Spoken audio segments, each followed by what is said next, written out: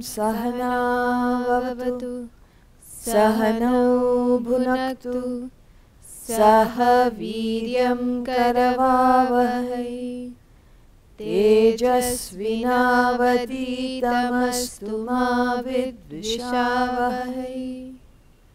Om Shanti Shanti Shanti.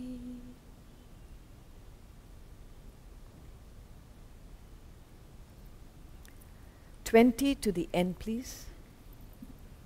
Asurim yonimapannaha Mudha janmani janmani Mama prapyaiva kaunteya Tato yantyadhamam gatim Trividham narakasyedam Dvaram nashanamaatmanaha Kamah krodhastatha lobhah Tasmadetatrayam tyajit Etairvimuktah kaunteya Tamodvaraistribhirnaraha Acharatyatmana shreyaha Tato yati param gatim Yashastra vidhimutsrijya Vartate kamakarataha Nasa siddhim avapnoti Na sukham na param gatim Tasmat shastram pramanam te Karya karya vyavasthitau Nyatva shastra vidhanoktam Karma kartumiharhasi.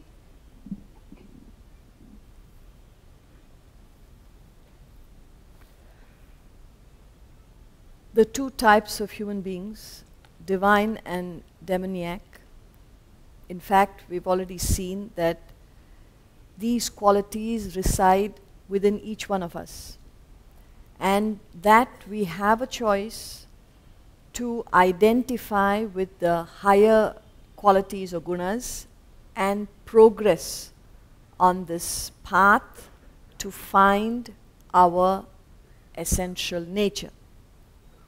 And that is the purpose of life. If we were to ask that question, what is the purpose of human life? What is so special being born a human? And this is it. The opportunity to find your own divine nature. That is the ultimate goal. But when we identify with our gunas, you know, we saw that verse where he said, you're not excessively egoistic, or there's not much pride. Atimanita is a divine quality. What do you mean much pride? Then little pride is all right. What it means is, look, the fact that you are born, you have an ego, an identity, an individuality, which is what you look at every morning. This is me, this height, this weight, this person, man, woman, young, old, right, wrong, good, bad. You understand yourself in a particular way. This is your identity. This is your individuality. You can't stand apart from that, because that is what you understand today. But this happens from the time you are born, and you have a choice. What is the choice? You can pursue your gunas, your vasanas. Vasanas we've already discussed, your innate tendencies, and get etched in them. It's like a groove. You get deeper and deeper into your qualities. Because if you ask yourself, what are you doing from morning till night, from birth to death, each day of your life, what are you doing? You are getting into that etching deeper and deeper. You understand the etching? It's like a groove. You're going deeper and deeper and establishing your gunas. Now you may rightly turn around and say, what else can we do? I have qualities, I will function according to my interests in life, I will pursue it. What else can I do? Now you cannot help yourself. You will have to pursue your own, what we call swadharma. So a musician will follow the field of music. A doctor will follow the line of medicine. A businessman will follow the line of business. An engineer will be following engineering. This is natural and practical. Now, we are not interfering with that pursuit. But all we are infusing here is the fact that this qualities that you have is of temporary value. It is subject to change. So, in other words, through a lifetime, okay, let's say you have basic interest in music. So you are a musician today, because that is your swadharma. Now, as you have been practicing your music and you're pursuing that line, you've been performing, you've been getting a lot of appreciation, but then you notice, you know, I'm creative and all that, but I don't know how to invest my money. I get something out of my work, but I've been dissipating the money. I don't know how to save, I don't know how to preserve. And your interest may slowly swerve from the creative field to money making. And you develop now vasanas through your life here. You may develop vasanas for money making. We're not saying it's wrong. We're only saying, see, you're getting into another stream of qualities. So in this lifetime, which you have predominantly used to develop your creativity, that will not help in now fulfilling the new interest you've developed, which is business. Because that is not the scope. Creativity is creativity. You'll have to think of ragas, you'll have to think of songs, you'll have to think of performances, all the rest of it, and do your sadhana. But from merely performing for the knowledge that you have of music, it may shift to, let me perform to gain money. You never know how the shift, and it's not overnight. So the law is, as you think, so you become. So you could start somewhere, this janma, and then you could take another line altogether, and by the time you've got into your middle ages or even older, you find that this you have, but there's something else you want to achieve. So now this lifetime is not suitable for the fulfillment of your newly acquired desires. And that is why you get into this cycle of birth and death, birth and death. See, a lot of people ask, why does a person die? When does a person die? Is it predetermined? Is it written somewhere? And people actually believe. They go and ask, you know, tell me when it is going to happen. And there are people who write and give. This is when you will die. And if you look at that page and say, in 2017, I'm still alive, say, maybe some mistake I made. I didn't understand. The fellows made a mistake, but you still believe the prediction is correct. Because we don't think at all. We stop thinking. We believe in something even though you know it has not happened. Maybe the facts I gave was wrong. That's why the conclusion is wrong. We are so etched in that belief, it's impossible to take us out because the intellect is not available. So then coming back, why? Does philosophy have any answer? So in the Vedanta treatise, I've been talking about the 4 books, you know, in that order. In the chapter on law of causation, it's a very simple law. The law of causation states that every cause has an effect. Every effect has a cause. It's as simple as that. In fact, the whole world is functioning on this cause and effect, law of causation. Now, when you see a child born, first of all, why is one child born in poverty, another child born in opulence? What has the baby done? It's an effect. When a baby is born, it's born in certain circumstances, particular circumstance, and with certain gunas, qualities. From where did that child get it? Why is that baby in poverty? Another child is born in opulence, in royalty. Who decides that? So we say this is an effect. What is the cause? Question mark. We don't know. That much we can accept. That what you see at birth, one child is born healthy, another child is born unhealthy. What has the baby done? Nothing. But it is an effect. So we do not know the cause. That much we can say. We can only say this is an effect. Right. Then you live your life.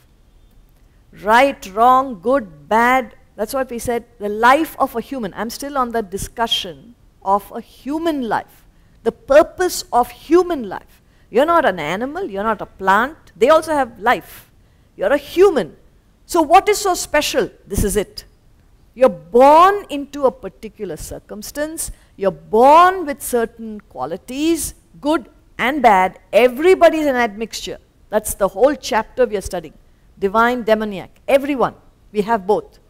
So you're given this opportunity to find out what is the purpose of life. So it's not merely to get into another cycle. You could.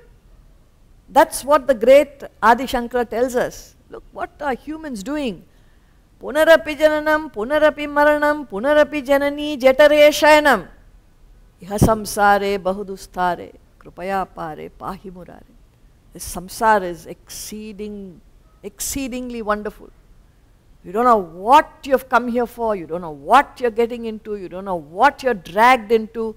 We have no clue what is going on, and we go through this opportunity called life, doing anything, everything except understanding the absolute purpose of human life, which is to trace back and get back to your original self. Now, as you think, so you become. So if you think about your gunas and vasanas and qualities and get into grooves that will promote that, well, you are etching that. You're making that stronger and stronger, and you're paving the way. You come to a point in life where you are not conscious of it, but your own vasanas, your own gunas, your own tendencies come to a point where the present embodiment and environment is not suitable for the exhaustion of your own gunas. That is when your own mind and intellect, your antakarana, meaning your inner personality, decides to make the shift. That is called death of this personality. And what happens? We don't know.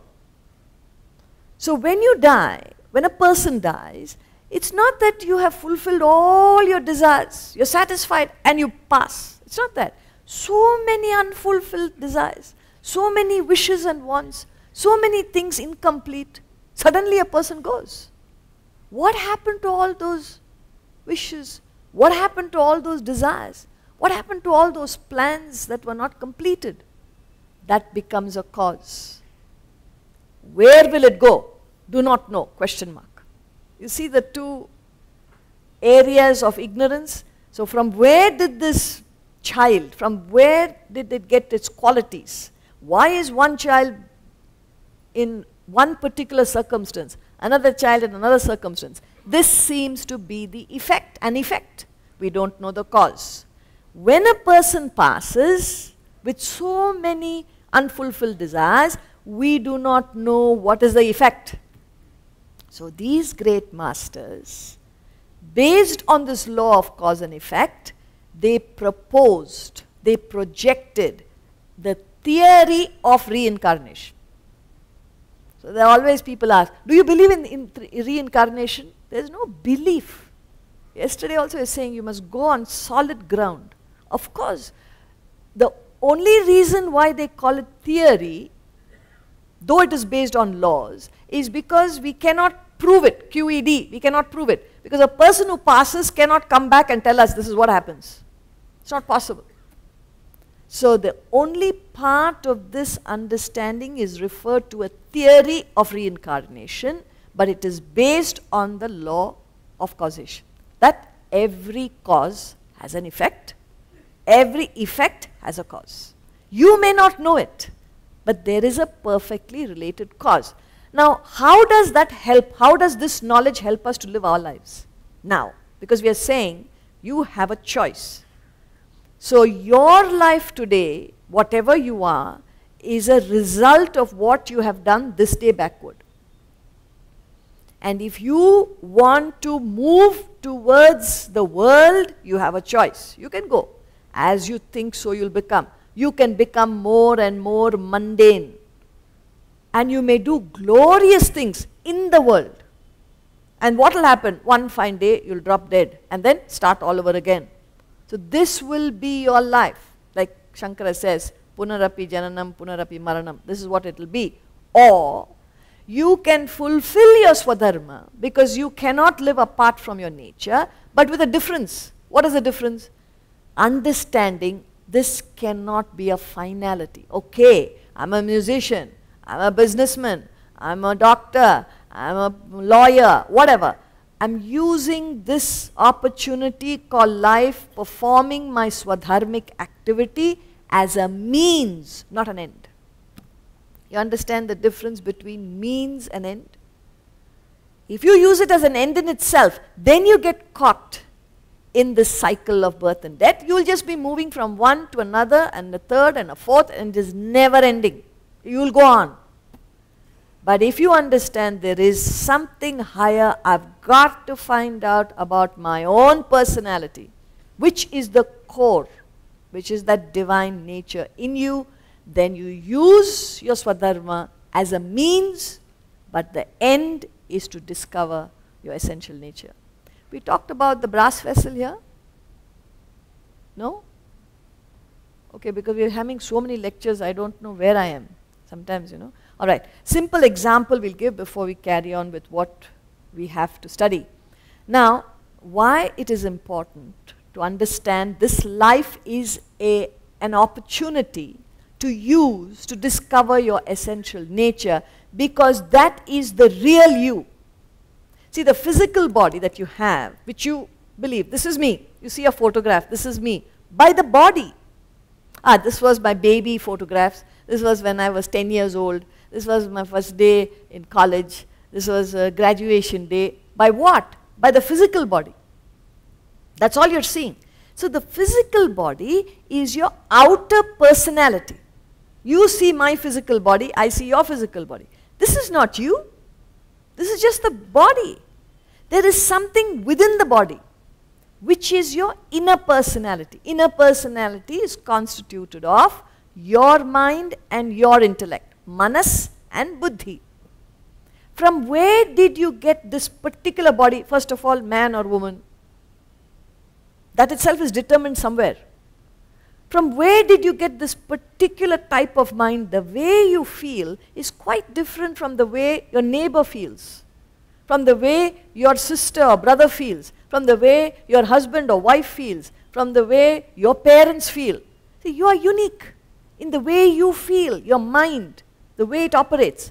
Also the way you think is so unique to you. From where did it all come? It all came from your seed personality or your vasanas. Remember first or second day we gave the example of camphor. Why do we take camphor to a temple? So that is the seed personality or the causal body. This is the gross body. What you see is the gross body. Inside is the subtle body, mind and intellect. Causal body is the seed, which you can't see, you cannot, it's not tangible, but you are a substantial form of the insubstantial vasanas. But beyond the body, beyond your mind, beyond your intellect, lies your real personality. See, these are the outer vestures covering your true self. And that true self is given a name, G-O-D. That's all. That's why I said there's a book, Theses on God. Who is God? Where is God? Is he in a temple or a church or mosque? Is he up in the heavens? Where? Where is God? Who? Is he male, female? That also is a question. Why do we say God as in masculine form? Could be feminine. I don't know. I cannot answer that question.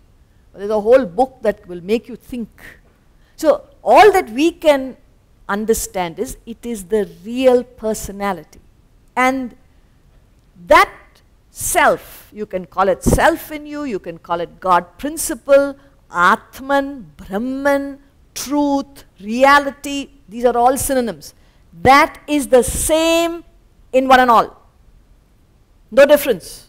Sinner or saint, it's the same reality, impeccable truth.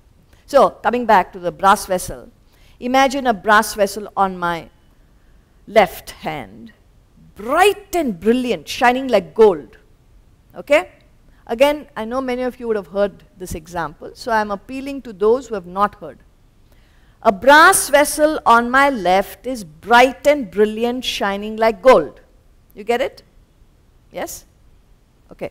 There's another brass vessel, similar looking, on my right hand, but it is dull, dark, tarnished black.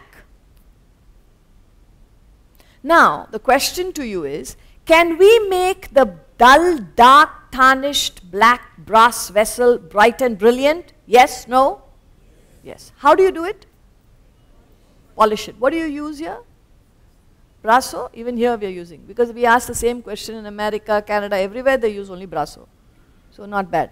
Okay, let's start using brasso. So you apply brasso and start cleaning it. And then take a dirty piece of cloth and start taking out all the dirt starts coming out. And you apply little more polish and keep on cleaning it. And then you see it's getting nice and shiny. Then you take a clean cloth and give it that final rub. And then you see that dull, dark, black brass vessel suddenly has become bright and brilliant, shining like gold. So both appear the same. It was a process. Now the question, from where did the brass vessel get its brilliance from? Don't say brasso. Because if I put brasso here, it's not going to become brilliant. It is already there. Then what happened? Why was it dark? Some dirt was covering the brilliance. It's a very interesting fact. Like I told you, spring you'll remember, brass vessel you'll remember, 16th chapter you'll forget. Doesn't matter. If you remember, these things are enough. The brilliance has always been there. Covered by some dirt. So what did you do? You only removed the dirt. Exactly like medication. Remember we talked about medication. What can medication do? It can only remove ill health. It cannot give you health. So once the ill health is removed, what remains is the original stature, which is brilliance. In the case of the brass vessel, which is health in the case of your physical body. So all that they are appealing is, why are you throwing away an opportunity called life? Getting into more and more etchings, vasanas, desires, increasing them, and then at one stage your own causal body or subtle body will decide this is not suitable, then jump to the next. That is death. I told you, you read that portion, it gives you a clear explanation why and when a person leaves the body.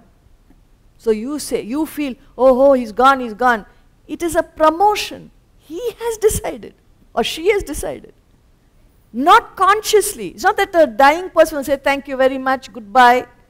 It's not that. It's called the resultant force. The resultant. See, okay, why are you sitting here now? You have so many desires. You have a desire to be with your family. You have a desire to go to a restaurant. You got a desire to go for a movie. You got a desire to increase your bank balance. So many desires. Then why are you sitting here? So many desires are there. But at the moment, this desire is most predominant in your case. It is not so predominant in the case of your wife who you left behind at home. Her most predominant desire is to cook a meal for this evening or whatever, meet somebody. So you happen to come here because your resultant force has brought you here. Though you have several desires, you're entertaining many desires, which direction will you go? Your most predominant desire. So, in other words, you are born here, you're dead to your home, you're dead to your home, office. Don't get worried, you're still alive. But in philosophical terms, you are born here, you're dead somewhere else. So, throughout your life, you move from experience to experience in a particular pattern because of your own desires. Whatever your predominant desire, it will take you there. It is all explained. It's not the scope of what we have to discuss. But I know by the time I start talking, the doubts will start coming up in your mind. So I may as well clarify. Otherwise, you won't listen to the rest of the talk. So this is the theory of reincarnation. But it is based on the law of causation. And why we are discussing this is to let ourselves know that we have an opportunity called life to get involved in life and lose ourselves again and again in the attractions of the world, or to pick ourselves up and discover who we essentially are. That is the choice we have. So following the divine qualities, you will get back to your true identity. Following the demoniac qualities, you will move away from your original state. That's all he's saying. So we are still on the subject of the demoniac people who choose to follow the lower instincts. They reduce themselves to the lowest hell, meaning they can never be happy. They will always be restless and agitated in their lives. So, we are on verse 18. Ahankaram balam darpam kamam krodham cha samshritaha mamatma paradeheshu pradvishantobhyasuyakaha ahankaram balam darpam kamam krodham cha samshritaha mamatma paradeheshu pradvishantobhyasuyakaha. Given over to egoism, power, haughtiness, lust and wrath, the malicious people detest me in their own and in others' bodies. Now when you see a capital M here, most people read it as Lord Krsna, because it's Krishna who's talking. Now no master or enlightened soul ever had a individual identity, though they did have a form, a name, but they only represented the truth, whether it was Christ or Krishna, Muhammad or Buddha, Mahavira, all these masters. They had a name and a time when they were born and died, all that happened, but they did not have an individuality. Why do we say so? Because they have already merged with the totality. A river has an identity, no doubt. You know the Nile from the Amazon, from the Ganges. You can say, this is the Nile, this is the Amazon, this is the Ganges, because it has an identity. But where do all rivers go to? To the ocean. So they do not stop their journey till they hit the ocean. Now once a river merges with the ocean, can you ever say, this is the Nile here, that is the Amazon? It's impossible. Why? Because the component part of both is the same. water. But earlier this water had an identity. Once it reached its destination, it merged with the totality and became one vast sheet of water. So you lose the individuality but gain the totality. This is what happened to all masters. That is why when each master said, "Come unto me," now we believe Mr. Krishna, personality Christ, personality Muhammad, Prophet Muhammad. That's what we understand it as. But the fact remains that they have reached that ultimate truth and they're only beckoning us to come towards the truth. You got to find it yourself. If they found the path to the truth, each individual sitting here is a potential Christ or Krishna, Muhammad or Buddha, Mahavira. But the problem with us is we don't have that conviction. They were clear cut in that understanding. This world could never fascinate them. We have so many distractions, so many fascinations, so many things that could bind us. See, if you look at the life of an average human in this world, we are all bound, shackled. We put ourselves in cages, as it were, unable to see anything beyond. And throughout your life, you can only move, perhaps, with all your achievements, with all your success in this world. You can only move from an iron cage to a golden cage. And if you're the richest man in the world, diamond cage. Diamond studded, I don't know, precious stone studded cage. But the cage is the same. Because you're caught up in this world. I'm taking my chances today because last day. If I say this in the first day, nobody will come back. It is a fact. The most glorious life in this world is just a diamond cage. Full stop. You've got to break open that cage and investigate the truth. That's all we're saying. So that is the opportunity you have got to seek the self. So when you see me, you can strike that off if you like and put their truth reality. Because these masters had no individuality. We put it there and say, go to Krishna only, not even Shiva. And Shaivites will say, no, not Krishna, Shiva. And then we demarcate ourselves, we put ourselves in boxes and then fight with each other. Just imagine if Christ and Krishna, Muhammad or Buddha, Mahavira, Lord Shiva, all these great souls sat together in one room. What will they be saying? Let us proportion Bangalore. This part of Alsur you take, I will take Malleshwaram. You think they're going to divide? Or the world? They divide the world into several parts. Let's not fight. It's the followers who have misunderstood their message and broken up humanity into parts, put themselves in those compartments and are severely fighting. The absurdity of religion. This is not what religion is meant to be. It is meant, these are different paths leading to the same truth. And that is represented by me. Now what justice will we do unless I explain this? So when you read the Gita, me, pass, next. Next word you will go to.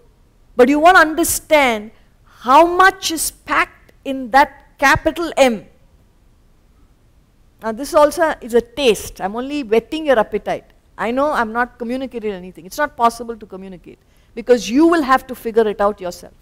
So whenever a master, any scripture you take, it does not mean the personality. He means the truth. So he says, given over to egoism, ahankara. We've already dealt with that. I am supreme. I exist. That conscious of yourself. The being conscious of oneself. Balam. Balam in the sense you have the power or wealth or strength which is all abused. Abused in the sense of you're using it to glorify yourself. So balam, dharpam, haughtiness, kamam, lust which has no end, krodham which is a modification of desire. We've gone through all this. I'm only revising. So, given over meaning you are a victim of all this. Such people, malicious in the sense, they are moving away from the self. So you don't take a dictionary and start looking at the word malicious. What it means is there are only two types of people in the world. One going towards the truth, other moving away. Now you can call them whatever you want. So in the sense that they're moving away from the self, they detest me. When we say detest, they reject, disregard, disrespect that essential nature, which is your true personality. Everything else is about you. And we are all living in the periphery of our personality, but nobody has a clue there is something deep within us. So they detest or reject that truth within themselves and in others. Next. Tanaham dvishatah kruran samsareshu naradhaman kshipamyajasramashubhan asurishveva yonishu. Tanaham dvishatah kruran samsareshu naradhaman kshipamyajasramashubhan asurishveva yonishu. A very powerful verse. He says, these cruel haters, kruran dvishataha, worst of men, I hurl these evildoers forever in the world's only in demoniac wombs. Now, fortunately, we've covered the portion, so now it will become easy for you to understand. First of all, cruel haters, when he says they harm themselves because they hate higher values of life. See, to be drawn to lower values, you don't need education. The moment your eyes open in the morning, you want to see good things. You want to hear good things. It is automatic. You are drawn by your senses, the demands of your senses. Nobody wants to see bad things. Nobody wants to hear bad things. It's natural. You don't need education. That's all we're saying. Now, you could stop with that or pursue it more and more. See, how much? How much good things you want? More. Then you get more. Are you satisfied? No, no, I want more. This is never ending. We're not saying it's wrong. This is one way of living your life. It's natural. You move automatically because the senses are drawn to the world automatically. Then, if you do not have higher values of life, okay, this is very tempting, but do I need this? Do I want this? Is it going to get me somewhere? What is the purpose of this pursuit? If there's no thinking, then he says, you will hate or you will not be comfortable with anything higher. You will only be comfortable with sensuality, materiality. You will pursue it. The pursuit is easy for you. These cruel haters, the worst of men, worst meaning there is a saint on one side, there's a sinner on the other. Sinner in the context means highly agitated. Even though pursuing the world 24/7 is never satisfied. Restless and agitated. So in that sense, worst of men. Such people, I hurl. Now again, when Krishna says I, it is not that Krishna is cursing. He says, he represents the laws, the truth. There are laws functioning in the world. The law will function. What is the law? These evildoers are sent into the worlds of demoniac wombs. Now, womb could be literal womb. You're born in into certain circumstances. Like we said, why is one child born, one baby born in terrible circumstances? You know, sometimes they reject it. Sometimes you hear a story, baby was found in a trash, something like that, and picked up. What a terrible thing to happen. Why is the child put into the trash can? What has the baby done? Innocent baby. Effect of what? all that was done this day backward. We don't know. How do you know? Now, we are not getting into analysis of somebody else's life. What are you doing now? You may be leading yourself to such circumstances. Why? How? The laws will function. So when he says, I hurl, it means you must read it as the law will function. As you think, so you become. So please, it is your life. If you think negative, if you are careless, if you don't care for higher values and say, I live my life, you are leading yourself to a circumstance that you may not want. You will have to pick yourself up and educate yourself on higher values, which will seem like poison today. In the same Bhagavad Gita 18th chapter, it says, true happiness is like poison in the beginning, but nectar in the end. Permanent peace you have.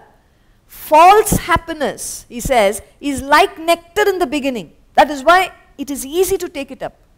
But it will give you agitations in the end. It ends up like poison. If good things were nectar in the beginning and end, where is the problem? Automatically we can do the right things. But the right things are terrible in the beginning. And the wrong things are very easy in the beginning. This is the dilemma a human being has to face. So unless you're educated, you will not be able to choose wisely, and you will lead yourself to the circumstances that you are in today. So in other words, very simply put, everyone gets exactly what they deserve. No, but I have not done anything wrong. How do you know? Do you know what you did this time last year? Forget last year, last month, last week? You don't even know. Did you hurt anybody last week at this time? I don't know what. This morning did you hurt anybody? You're not even conscious. So how many actions you have performed? How many thoughts you've had? How many feelings you have encouraged without your knowledge? And it's a banking system. Debit, credit, debit, debit, debit, debit, credit, debit, debit, credit, it goes on. So the bank balance comes. You can't go and argue with the bank manager. Hey, how come very low bank balance? Why are you asking me? So all your debits. Perfect accounting system is maintained. So you have to take care of your own life. And that is the opportunity you have. Asurim yonimapannaha Mudha janmani janmani Mama prapyaiva kaunteya Tato yantyadhamam gatim Asurim yonimapannaha Mudha janmani janmani Mama prapyaiva kaunteya Tato yantyadhamam gatim. Triple is the gate of hell, destructive of the self, desire, anger, greed. Therefore, tasmat, one should abandon these three. I'm sorry, 20. Asurim, 20, right. Having fallen into demoniac wombs, the deluded, birth after birth, without reaching me, thence pass into a still lower state, O Kaunteya. So, the 20th verse, having fallen into demoniac wombs. So, the previous verse talked about you get what you deserve by your own lifestyle. So, the law is you get what you deserve, not what you desire. So if you are in a comfortable circumstance, it's because of your own past, what you have done. If you are in an uncomfortable circumstance, it is your own past actions that brought you there. So you have ordered this circumstance. You may not know it. You may not be conscious. So he says, having taken to a life without any education, without any reference to higher values, what will happen? Fall into demoniac wombs, meaning a circumstance that is uncomfortable, that is very challenging, that is very depressing, or it could be very agitating, very annoying. All that you say is something you have chosen, not consciously. It's a resultant force. I'll try and explain to you what I mean when we say resultant force. So, he says the deluded, mudaha, confused people, birth after birth. Remember we said punarapi jananam, punarapi maranam. You're going on full steam into the world. I want to do this, I want to get this, I desire that, I desire that. And nobody can stop you because you already got that momentum rushing into the world. Please go.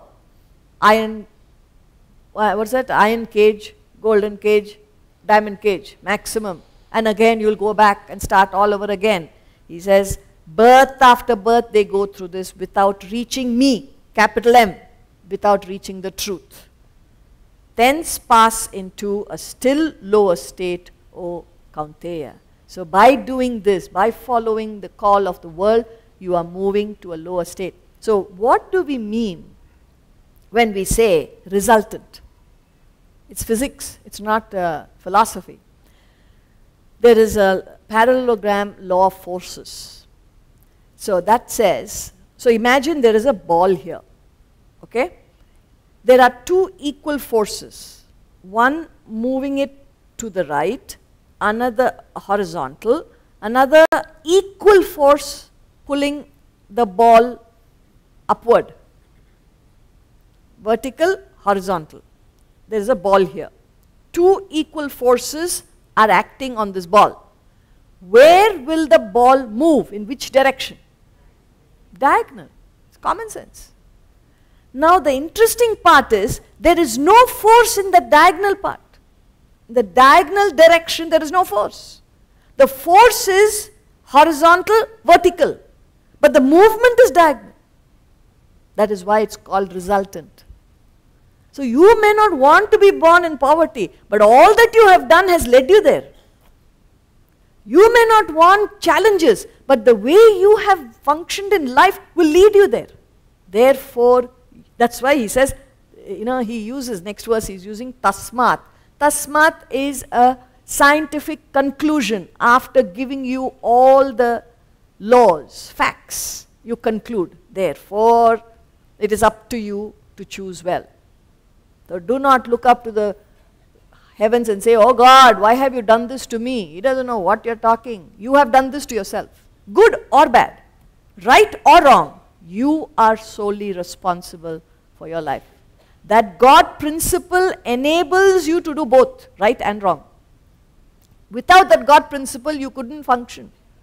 But that God principle in you is not responsible for the quality of your actions, quality of your thoughts, quality of your feelings. That is yours. So you pay exactly for what you have done, you have thought, you have felt. It's your life. 21st.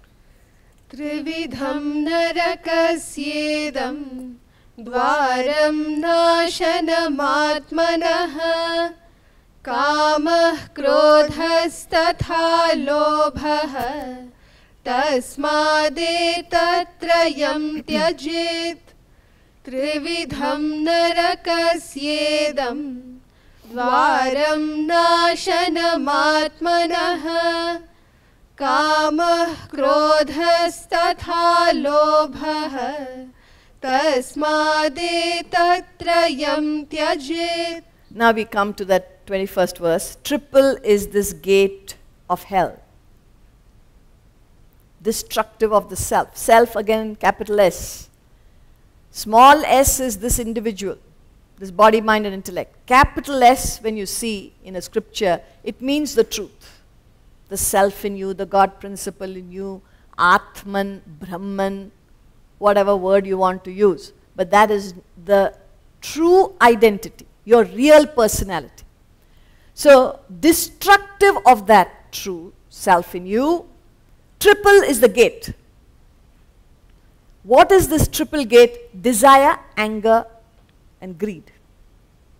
Remember yesterday we talked about greed. Even the Western philosophers have told how it is destructive. Greed. You know, when we talk about the financial crash, what is a financial crash which ruined America and the rest of the world, rocked the rest of the world?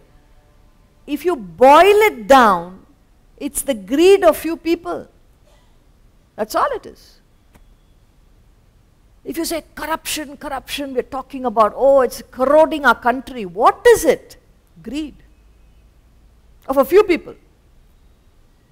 So that's what he's saying. It's destructive of the self. When you do not have higher values, you will become corrupt. You will fall as a victim of greed. This is the triple gate to hell, which is opposed to the higher aspect in you. It's the opposite. So we said there are two directions. You can go towards the self, you can go away. So what will happen if you go away? All this will happen. So you take warfare, conflict, terrorism, vandalism, corruption, I don't know what all you want to add. Heinous acts committed, crimes committed, all sorts of things. Where does it stem from? It stems from the direction a person takes, individually or collectively. Even in a family there is conflict. For what? You move away from the self. That's all it is. So you can't correct the world. If Christ and Krishna, Muhammad and Buddha did not correct, how can you and I correct? Only place we can correct is oneself.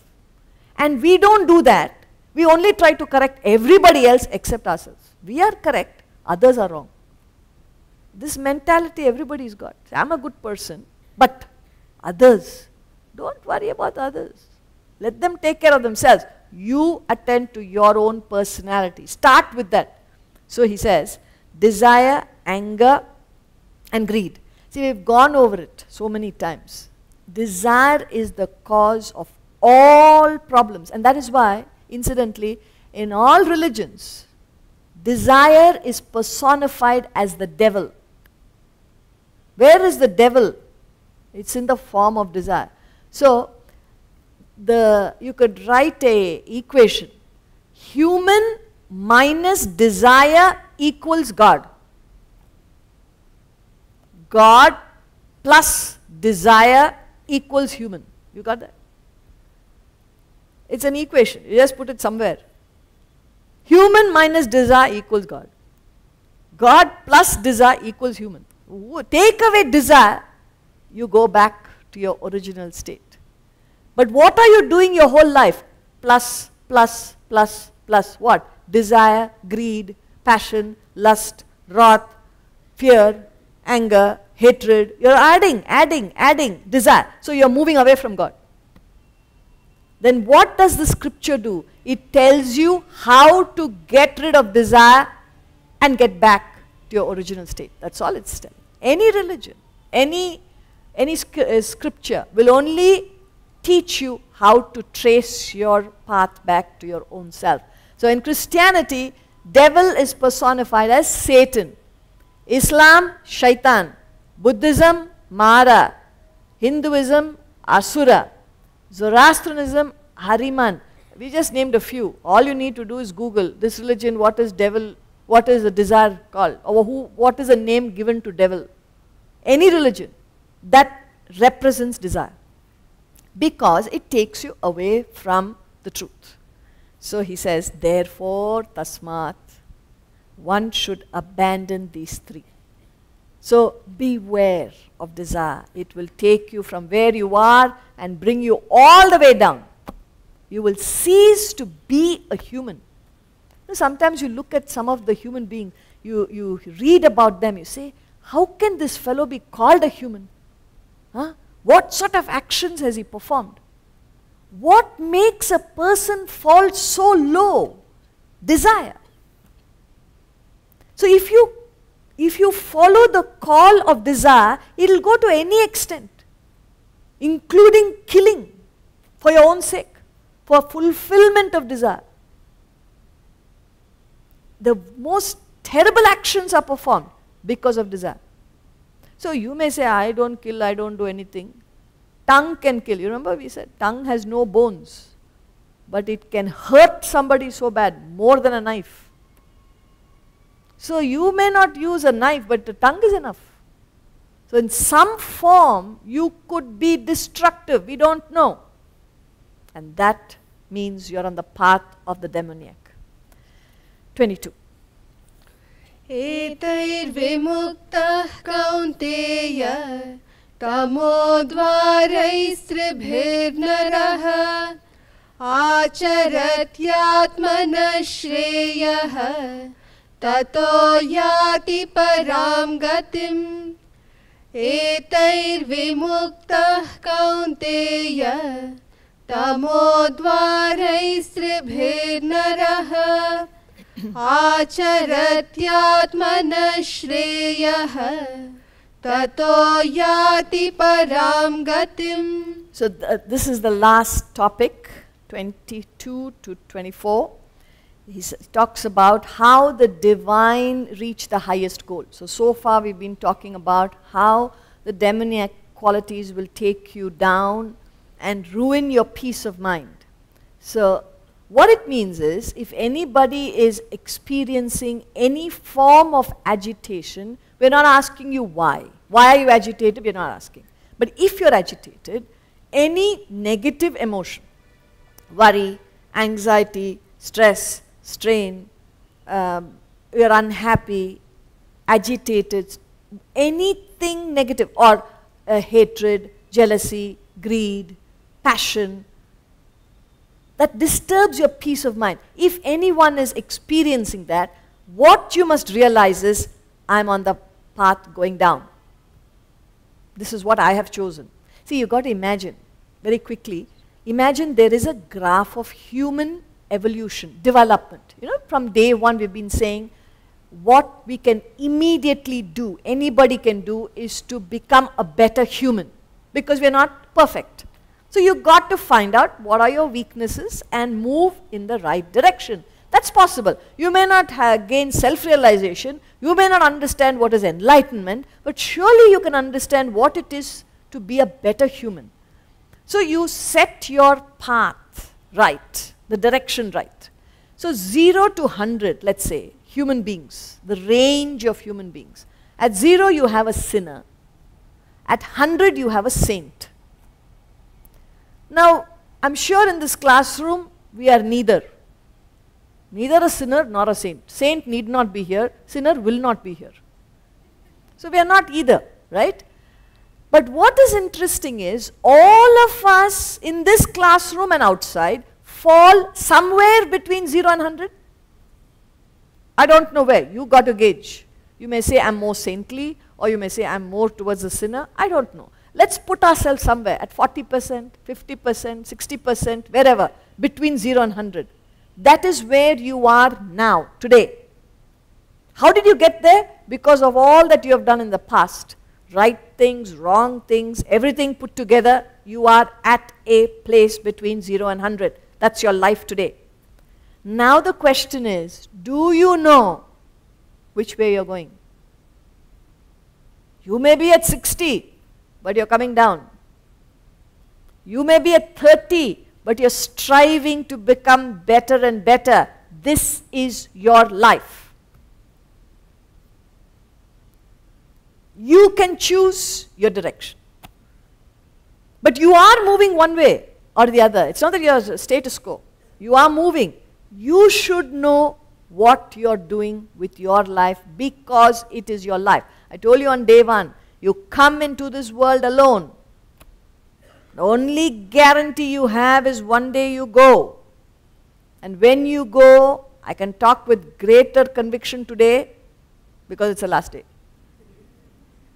The day you go, when you go, you take nothing.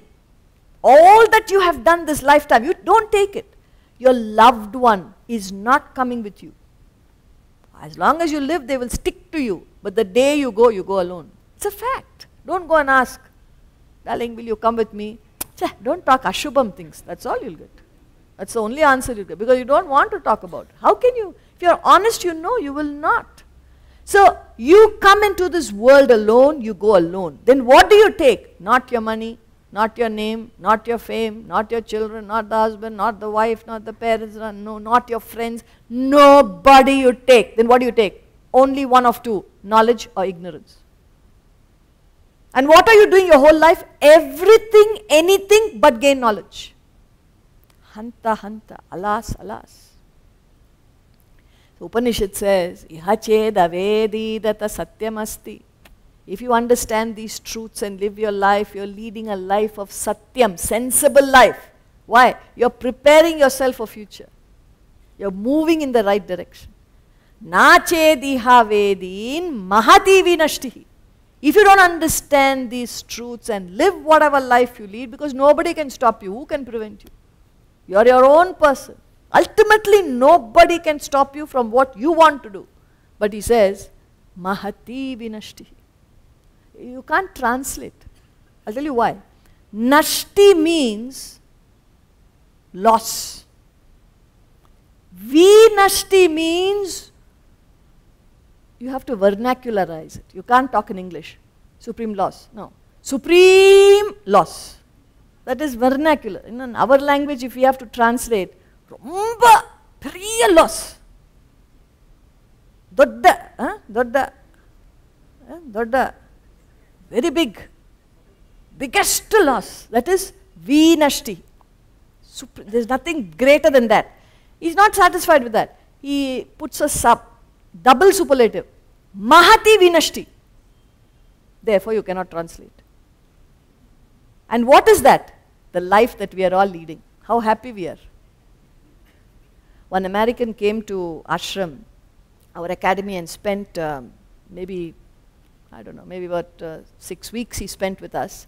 And according to him, it was a life-changing experience. Staying in the academy and going through the schedule, wake up at 4:15 and there are discussions and study and we do karma every day. There's a lot of exercising, all that. That whole package, he felt it was a life-changing experience. So when he went back, he wrote a beautiful letter to Swamiji and said, what a wonderful place it is and what you've created, it's heaven on earth and the whole lot of things which you are not interested. So there are a whole lot of things he said. But what is relevant is what I'm sharing with you. He was all praises for the 6 weeks, and he says my take-home value was immense and all that. And then at the end, he says, Swamiji, but I must confess one thing. I was a very happy man until I met you. I was a very happy man until I met you. Because he was enjoying what is called the bliss of ignorance. When you don't know what your loss is, see, there's a lottery ticket, you've won 10 million. You don't know. So you're not suffering. The moment you know, hey, that number is yours. Where is it? Where is it? Where is it? Where is it? Where is it? Where is it? You will be searching all over the place. Oh, I left it here. No, I left it there. Whole house you will turn upside down. Why the 10 million? 10 million. How can I lose it? See, the moment you know your loss, you will not be happy. But when you don't know, bliss of ignorance. That is what we are experiencing in life. The best amongst you. The most successful, the most knowledgeable, the most powerful, the richest, whatever superlative you want to give in the world is enjoying the bliss of ignorance. You do not know the loss. That's what he's saying. So when you learn what you are worth, liberated from these 3 gates of darkness, you refuse to be a victim of your own mind, your desires, and the call of the world, the pull of the world. You refuse. You do it, tongue in cheek. This is a means, not the end. Yes, I have to do it, but no, this cannot be everything. There is something I have to achieve. If you keep that going, you're on safe ground. Not simply saying it, yeah, thank you very much today, we will remember this. This is not everything. It is everything for you. By saying it, you don't escape. You got to feel it. Like Ramakrishna Paramam says, it's like putting a person under the level of water. What will you not do to get a whiff of oxygen? So even if you're the richest person, this can't be everything. Cannot be. I've achieved so much. Yes, it's a wonderful thing. Yes, but what is it that I don't know? I must get it. I must get it. that will keep you going on the path. So he says, O Kaunteya, man does good to himself and thence reaches the supreme goal. So that will keep you going, that mumukshatva, the desire to liberate and not be complacent because you have been successful. You have been achieving something. So what? The greatest achievement, what is it? Like, I think it was Sir Isaac Newton, when he was being felicitated. He said, he felt like a little boy, I'll put it up for you, felt like a little boy collecting pebbles on the shore. I do not know what I may appear to the world, but to myself I seem to have been only like a boy playing on the seashore and diverting myself in now and then finding a smoother pebble or a prettier shell than ordinary, whilst the great ocean of truth lay all undiscovered before me. That is why he is Isaac Newton. We will appreciate, very nice, very nice. And then what? Continue in our ignorance. Very happy. But he said, what is my knowledge compared to my ignorance? There is a whole ocean of truth which is undiscovered. That truth I am not bothered. So what is the use of my discovery? Not that he was dejected. He had absolutely no value for all that he had contributed in the world. That is why he was Isaac Newton, a giant intellect. He understood the smallness of his achievements. So you will be liberated from that and you will move towards the supreme goal. Next verse. Yashasra vidhimutsrijya vartate kamakaratah na sa siddhim avapnoti na sukham na param gatim. Yashasra vidhimutsrijya vartate kamakaratah na sa siddhim avapnoti na sukham na param gatim. He who casts aside scriptural ordinance and acts under the impulse of desire attains neither perfection, nor happiness, nor supreme goal. So if you, see in the whole Bhagavad Gita, these are things that you should note. You are not asked, are you following Gita? Have you studied this? Are you Krishna follower? Are you a Shiva follower? Are you Christ follower or Muhammad follower? It doesn't matter who you are, you can follow anybody. Yaha, he who. Man, woman, young, old, nothing, educated, uneducated, yaha. He just uses a word yaha. It's very inspiring for those who understand. As you may think, you're only giving it in a loud voice. There's nothing inspiring. Yaha means as long as you're a human being. You can be African, American, Japanese, Chinese, Indian, whatever you want. You're a human first and last. Man, woman, do women have scope for this or women cannot? You're a human, isn't it? That's all. As long as you are a human, it applies to you. So he who, yaha, casts aside scriptural ordinance. Scriptural ordinance means don't hold on to the Bhagavad Gita. It means knowledge. Whatever be the source, it doesn't matter. As long as you are in contact with the truth. And in the context, he's saying scriptural. So, scripture gives the truth. That is why it's special. Otherwise, it's just another book. But because it gives you the truth, it has value.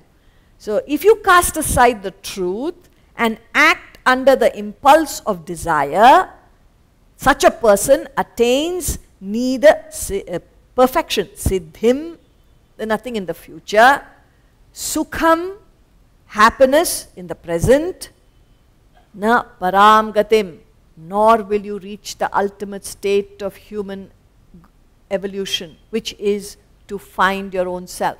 So, desire takes you away. That's all he's saying. Desire meaning a victim of desire. So, desire is ordering you. You don't hold the desire. That is why the famous words of Christ, when he was standing on the mount and Satan said, all that you can see can be yours. And it is said that Christ replied, told Satan, says, Satan, get thee behind me, I shall have none at thy hands. What does that mean? Satan represents desire. So desire is tempting you, you know, you're capable, you can do it, get it, get it. Hey, listen, you don't tell me, you get back. The intellect is telling the mind, you listen to me, I won't listen to you. Just as the mind is like a child, intellect is like the adult in you. So no adult worth the name will permit the child to decide. You may listen to the child, but the decision is the adult's. If you listen to the child says, I don't want to go to school. Okay dear, don't go to school. Give one tight slap and send the child to school. No adult worth the name will ever listen to a child. Because, not because he hates, because he understands the child is incapable of taking decisions. Similarly, in you, the mind is like a child, even in a full-grown, mature, successful adult. Mind remains a child. So something in you foolishly will make you do something. Now if you listen to it, if you follow it, then you lose yourself. The stalwarts have fallen. Heads of state have fallen because of desire. They've given up, their reputation is gone because of desire. Some desire they obeyed, their whole, what happened to our sportsmen? Not now, some time ago, all sorts of scandals. Why? Simply took something, desire, and then their names came everywhere in the paper. Some of them were disqualified, have lost their careers. They have talent, they have everything, but one call of a desire they obey, finished. They throw their life. That's why famous basketball coach, John Wooden, he said, ability can take you to the top. You got that? Ability can take you to the top, but it takes character to keep you there. Ability can take you to the top, but it takes character to keep you there. So unless you have, and how do you build your character? With values. Not with money, not with success, not with power. That doesn't build character. Character is built with values of life. That's what he's saying, scriptural ordinance. They are solid values. If you do that, then you reach the supreme goal. Tasmat shastram pramanam te karya vyavasthitau Jnatva shastra vidhanoktam karma kartumiharhasi Tasmat shastram pramanam te karya vyavasthitau Jnatva shastra vidhanoktam karma kartumiharhasi. In conclusion, he says here, Tasmat, again the word Tasmat comes to conclude. The scripture is your authority in determining what ought to be done, what ought not to be done. So how do you decide? Not because of your whims and fancies. I like that, I'll do it. I don't like it, I'll leave it. That is your mind. So the scripture comes into play means your knowledge, which is stored with your intellect. You understand right from wrong, good from bad, what ought to be done, what ought not to be done. In fact, in the 18th chapter of the Gita, it's not all that simple. He says, even buddhi, everybody's got some sort of buddhi. Even if you have to perform a terrible action, Twin Towers came down, without buddhi you can't do it. If you have to rob a bank, you gotta be intelligent, otherwise you can't do it. But what sort of buddhi is that? So he says, action is dissected. It is dissected into 7 parts. Without knowledge, you cannot act. So what sort of knowledge do you have to act? It could be sattvic, rajasic, tamasic. The action itself, you may have sattvic knowledge, but at the time of action you fall. I know I should not have sweets. Sweets is bad for the health of a diabetic. Knowledge is there. Action, eat sweet. Action is tamasic. Knowledge is very sattvic. So there are 7 aspects. I'm not going into the details. There are 7 aspects. And then in the end he says, what sort of happiness you're seeking? Anybody who does anything, even if you rob a bank, it's for happiness. That is why you're doing it. If you scold somebody, if you hate somebody, it gives you happiness. But what sort of happiness are you seeking? Sattvic, rajasic, tamasic. Fellow takes drugs. Why? It gives him happiness. But what sort of happiness? Tamasic. So it is so analyzed in such a way that you need to be on your toes.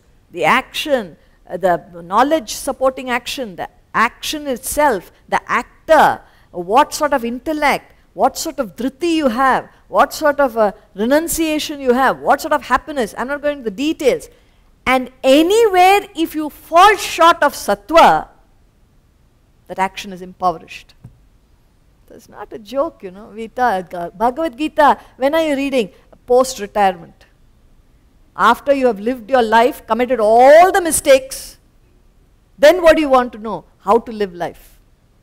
Bhagavad Gita. So, tasmat, let the scripture be the authority in determining what ought to be done, what ought not to be done. So, before you enter the arena of life, you should be fully prepared to know how to choose. And that comes from the knowledge.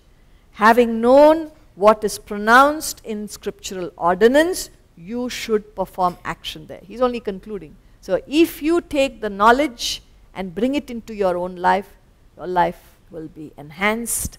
And what's more, you will be successful because you are so sharp. Whatever you do will be outstanding. But that does not matter to you because you don't have a value for it. What matters to you is to use this opportunity called life to find your own self in and through your obligations.